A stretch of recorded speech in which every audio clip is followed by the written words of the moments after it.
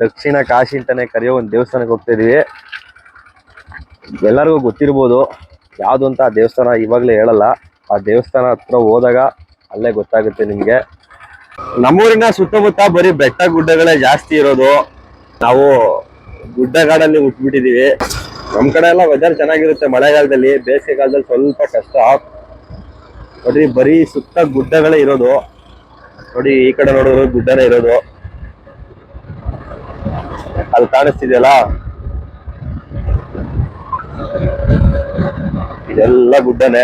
ಮಳೆಯಲ್ಲಿ ಬೈಕಲ್ಲಿ ಹೋಗೋದೇ ಒಂಥರ ಮಜಾ. ಬೈಕಲ್ಲಿ ಮಳೆಯಲ್ಲಿ ಓಡಾಡ್ತಿದ್ರೆ ನೋಡ್ರಿ ಹಿಂಗ್ ಹೋಗ್ತೀವಿ ನಾವು ರೋಡಲ್ಲಿ.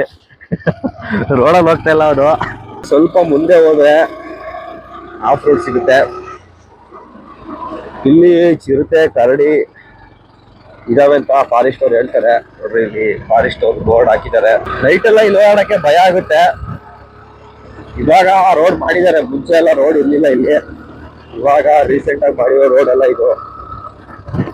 ಇಷ್ಟು ದೂರ ಎಲ್ಲ ಮಾಡಿರ್ಲಿಲ್ಲ ರೋಡು, ಚೆನ್ನಾಗಿ ಮಾಡಿದ್ದಾರೆ. ಹೆಂಗೋ ಆರಾಮಾಗಿ ಓಡಾಡ್ಬೋದು ಇವಾಗ. ಇವಾಗ ಆಫ್ ರೋಡ್ಗೆ ಎಂಟರ್ ಆದ್ವಿ. ರೋಡ್ ನೋಡ್ರಿ ಹೆಂಗೈತೆ. ಈ ರೋಡ್ ಎಲ್ಲ ಮಾಡಿಲ್ಲ ನೋಡ್ರಿ, ಇಲ್ಲೆಲ್ಲ ಕಂಟಿನ್ಯೂ ಮಾಡಿಲ್ಲ, ಅರ್ಧಕ್ಕೆ ಮಾಡಿ ಬಿಟ್ಟೋಗಿದ್ದಾರೆ. ಅಂದ್ರೆ ಇಲ್ಲಿ ಡಿಸ್ಟ್ರಿಕ್ಟ್ ವೈಸ್ ಬಾರ್ಡರ್ಗಳಿದಾವೆ. ಅಂದ್ರೆ ನಾವು ಅಲ್ಲಿಂದ ರೋಡ್ ನೋಡ್ಕೊಂಡು ಬಂದ್ವಲ್ಲ, ಅದು ಬಂದು ಹಾಸನ್ ಡಿಸ್ಟಿಕ್ ಸೇರಿದ್ರೆ, ಇದು ಬಂದು ತುಮಕೂರು ಡಿಸ್ಟಿಕ್ ಸೇರುತ್ತೆ. ಅರ್ಧ ಕಿಲೋಮೀಟರ್ಗೆ ಡಿಸ್ಟಿಕ್ ಚೇಂಜ್ ಆಗಿದಾವೆ. ಹಂಗಾಗಿ ಇಲ್ಲೆಲ್ಲ ಸಿಮೆಂಟ್ ರೋಡ್ಗಳು ಮಾಡಿಲ್ಲ. ಈ ಡಿಸ್ಟಿಕ್ ಅವ್ರು ಮಾಡಿದ್ರೆ ಆಗುತ್ತೆ.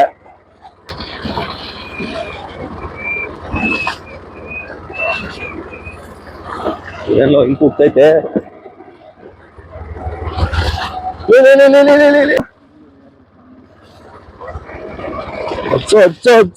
ಹಚ್ಬೇಕು, ನಿಲ್ಸೂರ ಮಚ ಅಷ್ಟೇ. ಎಲ್ಲಿ ಏರಿಕೆ ಅಂತ ಗೊತ್ತಿಲ್ಲ, ಹತ್ತಿಸ್ಬೇಕು. ನಮ್ ಕಡೆ ಮಳೆಗಾಲದಲ್ಲಿ ಮಳೆ ಚೆನ್ನಾಗಿ ಬಂದಿದ್ರೆ ಕೆರೆ ಫುಲ್ ತುಂಬಿರೋದು. ಮಳೆ ಸ್ವಲ್ಪ ಕಡಿಮೆ ಆಗಿದ್ರಿಂದ ನೀರ್ ಕಡಿಮೆ ಆಗಿರೋ ಅಷ್ಟೇ. ಈ ಕೆರೆ ಯಾವಾಗ್ಲೂ ತುಂಬಿರುತ್ತೆ. ಚಿಕ್ಕ ಹುಡುಗರಲ್ಲಿ ಈ ಕೆರೆಗೆ ಮೀನ್ ಹಿಡಿಯಕ್ ಬರ್ತಿದ್ವಿ ಅವಾಗ.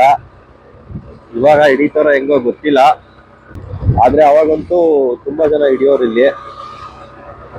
ಇವಾಗ ಅಂದಿನಕೆರೆ ಹತ್ರ ಬಂದ್ವಿ. ಇಲ್ಲಿಂದ ಮೋಸ್ಟ್ಲಿ ಇನ್ನೂ ಒಂದು 50-60 ಕಿಲೋಮೀಟರ್ ಆಗ್ಬೋದು ಅಂತ ಅನ್ಕೊಂಡಿದೀನಿ. ಇದೇ ಅಂದಿನಕೆರೆ. ಇಲ್ಲಿಂದ ಮುಂದೆ ನಾವು ಉಳಿಯಾರ್ಗೆ ಹೋಗಿ, ಉಳಿಯಾರಿಂದ ಹಿರಿಯೂರು ರೋಡ್ಗೆ ಹೋಗ್ಬೇಕು. ಅಲ್ಲಿ ಮುಂದೆ ಆರ್ಚ್ ಕಾಣಿಸ್ತಿದೆಯಲ್ಲ, ಆ ದೇವಸ್ಥಾನ ಉಳ್ಕಲ್ಲಮ್ಮ ಬೆಟ್ಟ ಅಂತ ಕರೀತಾರೆ.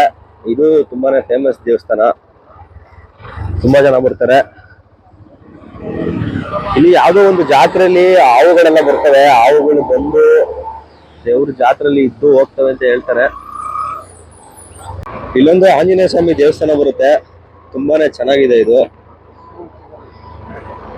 ಇದೇ ಆ ದೇವಸ್ಥಾನ. ಗುರು, ಈ ಊರು ನಮ್ಮ ಉಳಿಯಾರು, ನಮ್ಮ ಲಾರಿ ಡ್ರೈವರ್ಗಳಿಗೆ ಚಿರಪರಿಚಿತ ಈ ಊರು. ಈ ಮನೆ ಯಾರು ಅಂತ ಗೊತ್ತಿಲ್ಲ, ಆದ್ರೂ ಸಕ್ಕತ್ತಾಗೈತೆ ಗುರು. ಬಟ್ ನಾವು ಒಂದು 10-15 ವರ್ಷದಿಂದ ಈ ಮನೆನ ನೋಡ್ತಾ ಇದೀವಿ.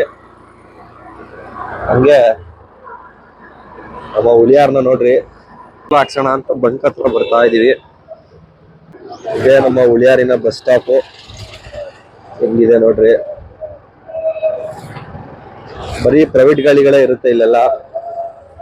ಗವರ್ಮೆಂಟ್ ಬಸ್ಗಳು ಸ್ವಲ್ಪ ಕಡಿಮೆ. ಇದು ನಮ್ಮ ಉಳಿಯಾರಿನ ಕುದುರೆ ಕಣಿವೆ.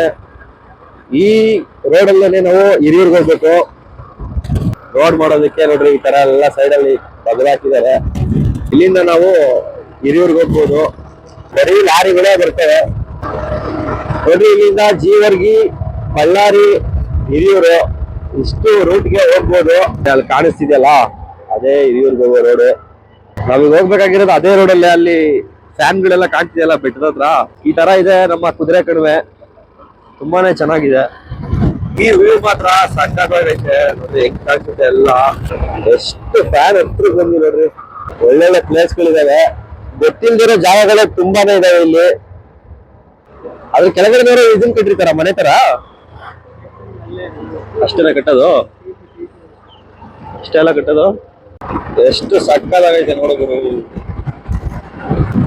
ಅಲ್ವಾ. ಅದೆಲ್ಲ ಹೆಂಗ್ ಕಾಣುತ್ತೆ ನೋಡೋದು, ಹಿಂಗೈತೆ ನೋಡುಗರು ವ್ಯೂ. ಇದು ಸಕ್ಕತ್ತಾಗೈತೆ ನೋಡ್ರಿ. ಫ್ಯಾನ್ ಎಷ್ಟು ಹತ್ರದಿಂದ ಕಾಣಿಸ್ತಾವ ನೋಡ್ರಿ.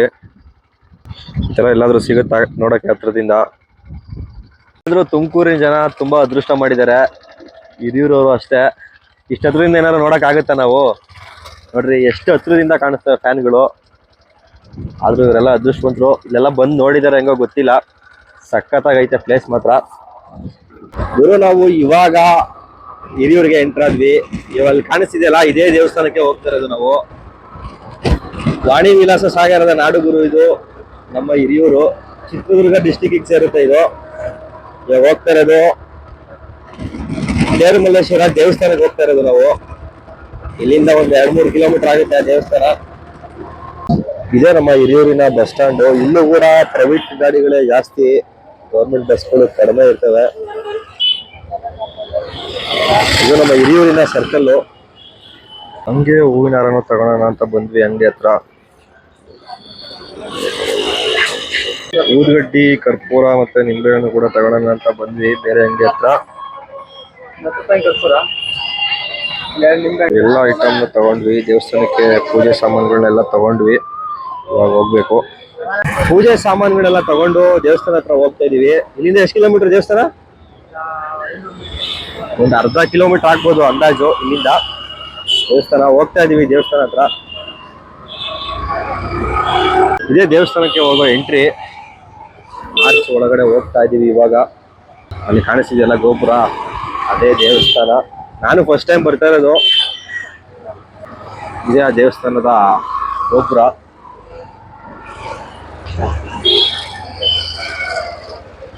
ಇದೇ ಆ ದೇವಸ್ಥಾನ. ಇವಾಗ ದೇವಸ್ಥಾನ ಒಳಗಡೆ ಹೋಗ್ತಾ ಇದೀವಿ. ಇದೇ ದೇವಸ್ಥಾನ ಎಂಟ್ರಿ.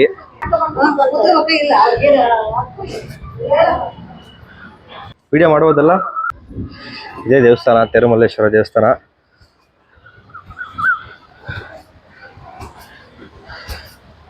ಕಾಲನ್ನ ತೊಳ್ಕೊಂಬಿಟ್ಟು ಆಮೇಲೆ ಒಳಗಡೆ ಹೋಗೋಣ.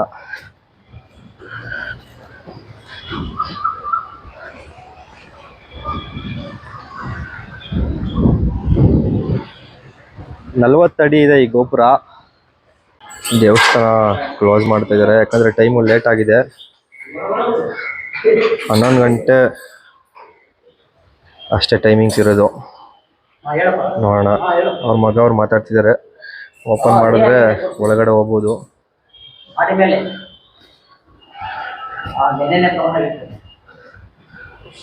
ಒಳಗಡೆ ಅಂತೂ ನೋಡೋಕ್ಕಾಗಲಿಲ್ಲ. ಅದೇ ತೇರುಮಲ್ಲೇಶ್ವರ.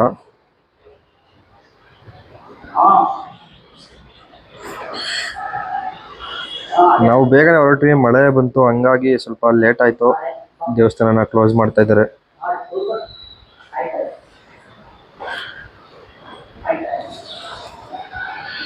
ಏನ್ ಮಾಡೋದು, ಆಚೆಗಡೆನೆ ಕೈ ಮುಕ್ಕೊಂಡು ಹೋಗ್ಬೇಕಷ್ಟೆ. ದೇವಸ್ಥಾನ ಕ್ಲೋಸ್ ಆಗಿರೋದ್ರಿಂದ ನಾವೇ ಆಚೆಗಡೆ ಪೂಜೆ ಮಾಡ್ಕೊಂಡು ಬಂದು. ಗುರು, ಈ ದೇವಸ್ಥಾನಕ್ಕೆ ಒಂದು ದಂತ ಕಥೆನೇ ಇದೆ. ಏನಂದ್ರೆ, ದೇವಸ್ಥಾನ 500 ವರ್ಷಗಳ ಹಳೆಯ ಇತಿಹಾಸ ಇದೆ. ಅಂದ್ರೆ 500 ವರ್ಷದ ಹಿಂದೆನೆ ಈ ದೇವಸ್ಥಾನ ನಿರ್ಮಾಣ ಆಗಿದ್ದಂತೆ. ಇದು ಒಂದು ದಂತಕಥೆ ಪ್ರಕಾರ ಇಲ್ಲಿನ ಶಿವ ಬೆಳವಾಡಿ ಮಲ್ಲಮ್ಮ ಅಂತ ಒಬ್ರು ಭಕ್ತೆ, ಅವರು ಏನ್ ಮಾಡ್ತಾ ಇದ್ರು ಅಂತಂದ್ರೆ, ಶಿವನ ದರ್ಶನ ಮಾಡೋದಕ್ಕೆ ವಾರಣಾಸಿಗೆ ಹೋಗ್ತಿದ್ರಂತೆ.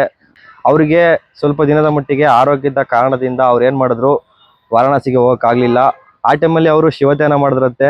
ಆಗ ಶಿವ ಅವ್ರ ಕನಸಲ್ಲಿ ಬಂದು, ವಾರಣಾಸಿಗೆ ನೀನು ಬರೋದು ಬೇಡ, ನಾನು ಅಲ್ಲೇ ನಿಮ್ಮ ಊರಲ್ಲೇ ಜನಿಸ್ತೀನಿ, ನನ್ನ ಅಲ್ಲೇ ಸ್ಥಾಪನೆ ಮಾಡು ಅಂತ ಹೇಳಿದ್ರಂತೆ. ಅದೇ ಕಾರಣಕ್ಕೇ ಈ ದೇವಸ್ಥಾನ ಇಲ್ಲಿ ಸ್ಥಾಪನೆ ಆಗಿರೋದು. ಇದು ವಿಜಯನಗರ ಸಾಮ್ರಾಜ್ಯದ ಕಾಲದಲ್ಲಿ ಸ್ಥಾಪನೆ ಆಗಿದೆ ಅಂತ ಒಂದು ಇತಿಹಾಸ ಇದೆ. ಈ ದೇವಸ್ಥಾನದ ಬಗ್ಗೆ ಇಲ್ಲೊಬ್ರು ಹಿರಿಯರಿದ್ದಾರೆ, ಅವ್ರ ಹತ್ರ ಇದ್ರ ಬಗ್ಗೆ ತಿಳ್ಕೊಳ್ಳೋಣ. ಬನ್ನಿ, ಅವ್ರನ್ನೊಂದ್ಸಲಿ ಕೇಳೋಣ.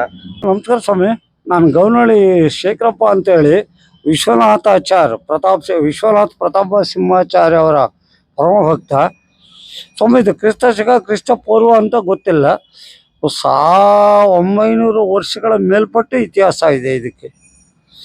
ಆ ದೃಷ್ಟಿಯಿಂದ ಇದೆಲ್ಲ ಈ ದೇವಸ್ಥಾನ ಏನಿದೆಯೋ ಅದು ಇದು ಕಂಪ್ಲೀಟ್ ಎಲ್ಲ ಚೋಳರ ಕಾಲದ ಶೈಲಿಯಲ್ಲಿದೆ ಸ್ವಾಮಿ. ಚೋಳ ರಾಜರು ಆಡಿರ್ತಕ್ಕಂಥ ಶೈಲಿಯಲ್ಲಿದೆ. ಅಷ್ಟು ಮಾತ್ರ ಇತಿಹಾಸ ಗೊತ್ತೇ ಹೊರತು ನನಗೆ ಇನ್ನೇನು ಗೊತ್ತಿಲ್ಲ ಸ್ವಾಮಿ.